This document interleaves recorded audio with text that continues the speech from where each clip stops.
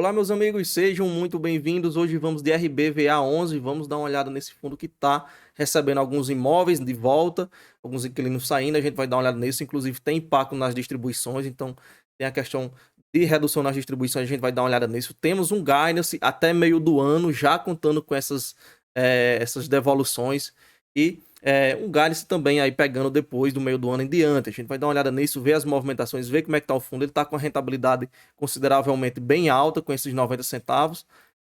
Mesmo que ainda diminua um pouco aqui, ainda fica considerável, né? A gente vai já ver o quanto isso aqui pode variar, ok? E ver as expectativas até meio do ano. O yield ainda está bem alto, né? 1,12 e ele caiu mais de cotação, então esse yield está até bem mais alto que isso. Alguns números, 17 inquilinos, ele vai mostrar aqui 83 imóveis, mas esses imóveis aqui, essa quantidade está mostrando até os imóveis que tem nas participações de fundos que ele possui, como no caso ele vai até colocar aqui, o SGPM, né, a posição no Shopping Guatemi. Então a gente vai dar uma olhada diretamente nesses imóveis, mas são bastante imóveis, né, é um fundo voltado para a renda urbana. Temos um prazo médio de contrato de 6,6 anos, e lembrando, né, esse fundo anteriormente era um fundo de agências bancárias, e aí ele foi migrando e relocando, né, reposicionando essas agências quando eram devolvidas para outro segmento, e aí hoje ele tem o principal segmento, não é mais agências, hoje já é o varejo, como a gente vai constatar no andar desse relatório. Okay? Ele tem conseguido mudar isso bem, né? Tinha-se uma preocupação inicialmente com o RBVA, que inclusive é um fundo que tem mais de 12 anos na Bolsa, era quanto à questão dessas agências, né, o desuso dessas agências, como é que ia ficar esse portfólio, mas ele vem conseguindo reposicionar em outros segmentos, né, o que é algo bem interessante quando você tem uma mudança de cenário que está dando certo até então. A gente vai ver também a questão de vacância, enfim.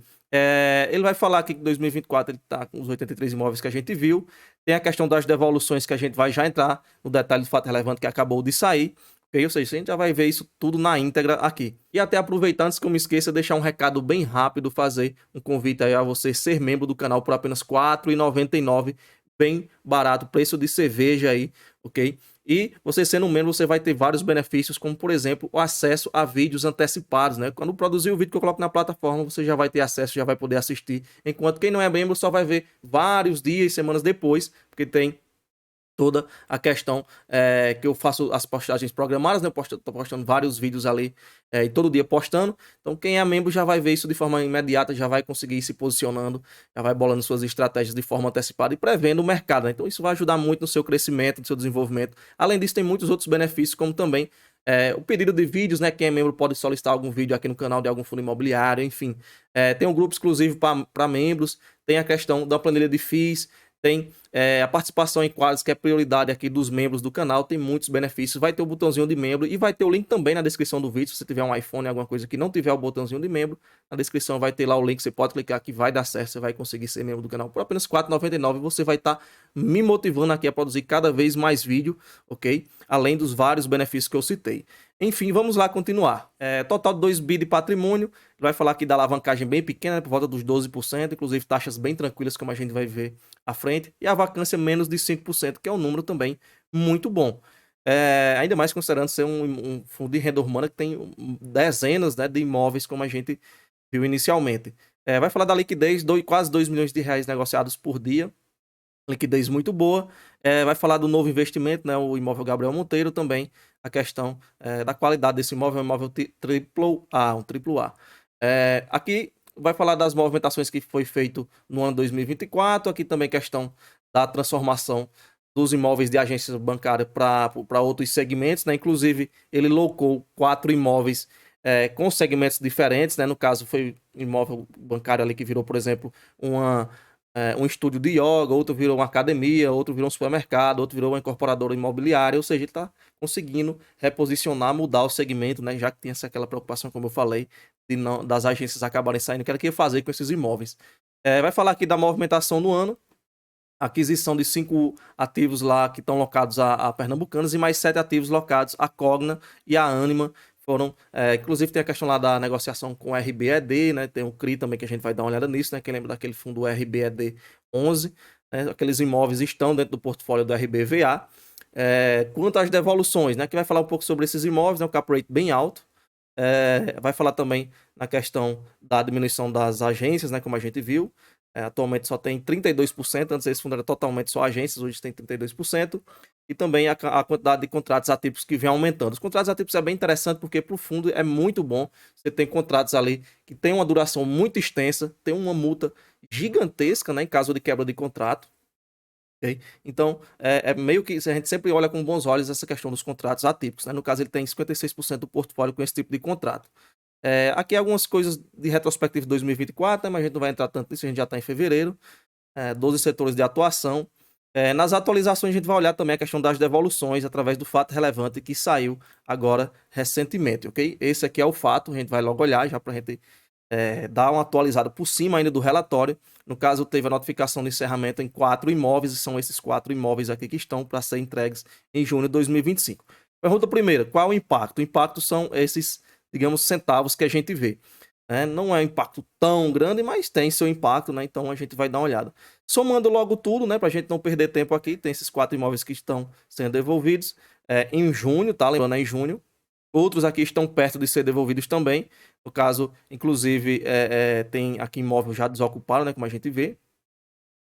E no final das contas, aqui um potencial upside, né? Caso venha a locar os imóveis, como é que ficaria? A gente tem aqui, já antecipando para vocês, um impacto negativo aqui na ordem de 6 centavos por cota para meio do ano 2025. Ou seja, o que ele tem para devolver, para receber, na verdade, é 6 centavos por cota, tá, de impacto no aluguel. Ou seja, a gente teria uma redução ali em cima do yield que a gente tem hoje, né? Ia diminuir um pouco.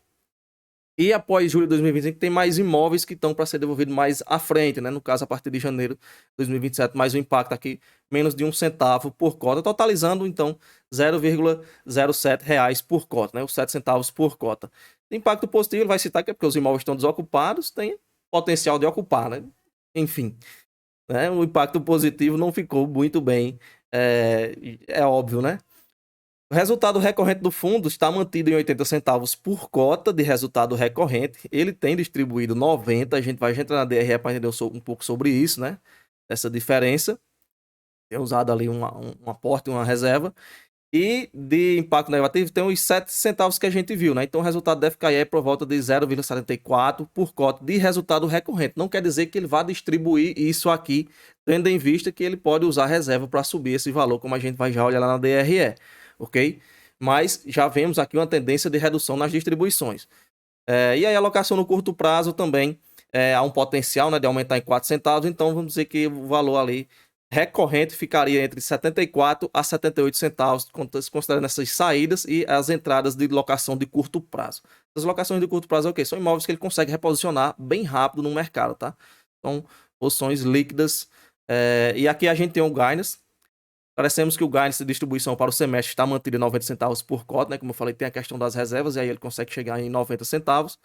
Então, tem a tendência aí de depois do meio do ano ter essas reduções de acordo com o uso das reservas que podem ir se esgotando, né? E o fundo tem a caída. Ou seja, você que é cotista já tem que estar ciente que pode vir a ter uma redução. Automaticamente, quando a gente pensa em redução nas distribuições, o que é que a gente pensa? Questão da cota cair. Então, é bom ficar preparado, tá? E aqui mais um detalhamento, a gente vê como é que fica então o posicionamento dos imóveis na questão dos inquilinos. A Caixa fica sendo o principal com 29 ainda, temos a Cogna com 27 e aí o restante com 10 para menos, ok? Vamos voltar lá ao relatório para a gente continuar. Aqui algumas atualizações, né? O guidance a gente já viu já atualizado, porque aquele fato relevante saiu após esse relatório. Questão de algumas locações a gente já viu também os valores atualizados, ok? Questão de variação de valor patrimonial, teve uma variação positiva no final do ano, né? A reavaliação foi feita, subiu 2% de valor patrimonial na média aí do fundo, ou seja, mais 2% de valor patrimonial. Subiu no RVBA de 23, aliás, de 24 para agora 25, ok? Resultados de distribuição. DRE a gente já viu, né? Tá mantido o guidance para ele manter esses 90 centavos para os próximos 6 meses. E, posterior a isso, a gente viu que tem a tendência de cair esses resultados lá para o final do ano, né? Para entre 74 e 78 de resultado recorrente. Ele pode manter aí dos 90 depois, né? Vai depender das reservas que ele for fazendo nesse meio do caminho até lá e o que ele tem atualmente para manter. De resultado acumulado, ele tem aqui 10 centavos. Acumulado no segundo semestre. No geral, aqui a gente tem no ano de 15 centavos, a gente não tem o que ele tinha anteriormente, mas vamos supor que ele tem uns 15 centavos, o que não é uma reserva muito grande. E de um patamar aqui de recorrente, a gente viu lá 80 centavos, com a tendência de cair para 74 de acordo com as devoluções. Então, tá mantido o guidance e a gente vai acompanhando para ver aí se vai chegar no meio do ano, ele vai cair ou vai conseguir fazer uma reserva nesse meio termo, ou relocar tudo, né, reposicionar tudo no mercado e manter o patamar, mas a gente já tá vendo que essa distribuição desses 90 centavos não é recorrente, já de hoje já não é recorrente esse valor, ok? Aqui a questão da distribuição novamente, um pouco do histórico, questão da distribuição novamente, né, aqui também a questão do yield, aqui o valor patrimonial do fundo e a composição desse patrimonial. E de dívida ele tem 306 milhões. A gente vai ter ali a alavancagem ali por volta de 12%, né? Ele vai até mostrar esse valor mais à frente, inclusive a gente já viu lá no começo, que é uma alavancagem bem tranquila e a gente vai também entrar nesse detalhe da alavancagem já já. Questão de gráfico de rentabilidade, comparando com o IFIX e com o CDI. Questão aqui também que pegando alguns períodos, né? Vai falar da valorização aí desde que teve essa gestão ativa, né? Que mudou muito a questão do fundo, principalmente nessa questão das agências, né? Saem desse segmento e indo se abrangendo, indo fazendo uma mudança de segmento. Aqui a gente tem a questão de liquidez, a gente já viu por volta aí 2 milhões de reais negociados por dia. E aqui a gente tem o número de cotistas, deu uma subidazinha, mas no último mês deu uma reduzida. A gente tem aqui 63 mil cotistas atualmente. Temos aqui questão também de tipologia dos ativos, a gente vê, né? Os imóveis de varejo aqui pegando a maior parcela, né? Também tem fundos imobiliários na carteira, e aqui ele vai falar um pouco do imóvel de varejo, e o imóvel de varejo AAA, que é o que ele tem, que é aquele, inclusive, o imóvel que ele comprou recentemente. A diferença é a questão, digamos que o AAA ali no varejo é aquele imóvel mais chique, né? Aquele imóvel mais bem posicionado, imóvel com localização mais premium, tem um valor agregado mais alto, né? A questão do encantamento, como ele fala, ok? Então essa é a principal diferença. Enquanto os varejos tradicionais é aquelas lojas comuns, a lojazinha da fachadazinha simples, né? Aquelas típicas lojas de venda de móveis, né? De eletrodomésticos, de supermercados, atacarejo, né? Principalmente atacarejo. E aqui a gente tem questão dos imóveis, né? A gente vê aqui uma listagem dos imóveis, ele também vai colocar dentro desses imóveis questão de alguns fundos que ele tem, né? A gente tem o LASC 11, o CPSH, o Capitânia Shopping, né? O SHPH. E aqui um pouco de gráfico aí também, novamente, para a gente ver a questão dos imóveis, a gente já viu isso aí. Aqui temos a questão geográfica de alguns imóveis. São muitos imóveis, né? Se ele for colocar um mapa com todos os imóveis, vai ficar hiperlotado, né? A gente vê aqui, então, pelo gráfico nacional, que a gente vê aqui tem bastante distribuição, né? Tem vários estados. Aqui a gente vê por região, principal a Sudeste, já é esperado, né? A questão do indexador aqui, IPCA e GPM, tem um posicionamento aí mais pro IPCA. Isso aqui a gente já viu por locatário, a gente já viu atualizado, né? Mudou um pouco como a gente viu lá no fato relevante. Vamos avançar isso aqui. Questão de vencimento, a gente tem a maior parte para 2029. Contratos atípicos aqui, a gente tem atualmente 57%, como já vimos lá no começo do relatório. Cronograma de vencimento, né? Ficou faltando o C aqui, mas enfim. Patrimônio do fundo, o locatário, né? A gente já viu isso aqui atualizado. Novamente, aqui ele só muda o gráfico. E aqui a gente tem os imóveis. Olha só a quantidade de imóveis que esse fundo tem espalhado aí em diversas regiões, em diversos estados. Esses marcados aqui são agências que ainda tem no portfólio do fundo. Ok? Você vê que tem muita coisa com a Caixa, tem também com o Santander. Olha outro do Santander aqui. Algumas aqui a Pernambucanas. Ele tem um percentual, vários, mais Santander, mais agências. Vocês veem que não aparece muita Cogna, né? A gente só vê ela basicamente aqui em dois ativos. Mas aqui é porque tem o imóvel de Betim aqui, que é um imóvel bem grande. Se você comprar com os outros, ele vai ter uma área locada bem maior. Então, aí, nesse caso desse imóvel, ele vai ter um impacto maior. E aí você fica com a Cogna como sendo ali os principais inquilinos do fundo, né? Devido a esse imóvel que tem um peso bem significativo. Você vê os outros tudo por volta de 1.000 a 2.000 metros quadrados, enquanto isso aqui é 24 mil, né? Equivale a uma quantidade bem maior, né? Uma metragem bem maior. Ok? Tem mais imóveis aqui com Santander, né? No caso a agência, tem outro da Cogna aqui. E aqui a gente tem a questão da alavancagem. Enfim, alavancagem são dívidas aqui. Dá um zoom aqui. Bem tranquilas, né? IPCA mais 5,3, IPCA mais 5,6, IPCA mais 6. É dívida bem baixa, né? Se a gente comparar taxas high grades bem tranquilo. Tem aqui IPCA mais 4,48, né? Então, o montante delas já dá um valor bem baixo, como a gente viu. Bota 300 milhões, já dá 12% de alavancagem. Então, a alavancagem não é problema hoje no fundo, né? Sendo que ele tem uma quantidade expressiva de imóveis, né? Caso quiser vender alguma coisa para já quitar isso aí, mas também é uma taxa dessa tão tranquila no cenário que a gente está atualmente, né? A Selic lá em cima, você tem taxas para fixar no CDI que vai dar um estouro, né? Devido a Selic estar lá nas alturas, né? E aqui a gente tem dívidas bem tranquilas, ok?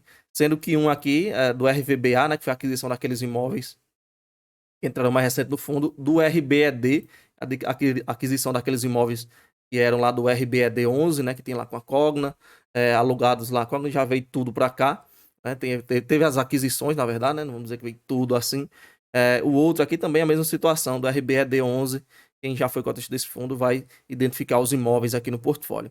Aqui um pouco do histórico do fundo, né, era um monoinquilino, porque era tudo agência bancária, né, tudo tocado, se não me engano, era tudo a Caixa. E aqui eu deixo o convite novamente a vocês aí para serem membros do canal por apenas R$ 4,99. Vai estar ajudando e muito, fortalecendo e muito, me motivando a fazer cada vez mais vídeos aqui no canal. E você vai ter inúmeros benefícios, como por exemplo, acesso a vídeos antecipados, também vai ter acesso ao grupo exclusivo do Telegram, tem uma planilha de fundos imobiliários aí para os membros baixarem, participações em quadros, pedidos de vídeos, né? Os membros podem pedir vídeo de algum fundo imobiliário que eles queiram ver aqui no canal. E claro que eu acho mais interessante, como eu falei, a questão dos vídeos antecipados, né? Você pode já estar se posicionando rapidamente no mercado, já bolando as estratégias de forma antecipada, né? Assim, eu postar o vídeo, quem é membro já tem acesso a esses vídeos, enquanto quem não é membro só vai ver esses vídeos lá mais pra frente quando ele for publicado, ok? E no mais era isso, a gente se vê no próximo vídeo, R$ 4,99 só, e a gente se vê no próximo. Valeu!